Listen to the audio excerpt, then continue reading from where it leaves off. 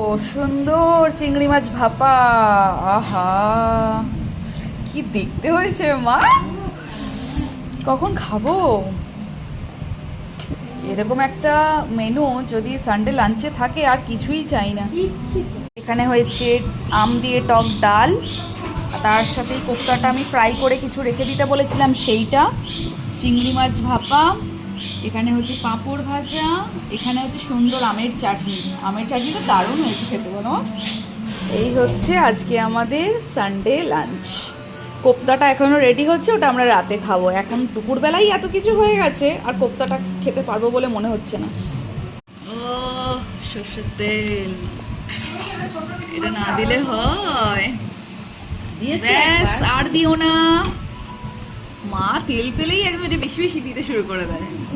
এই যে তেল ভালোবাসি, আবার বলবে তেল ছাড়া কি রান্না হয়?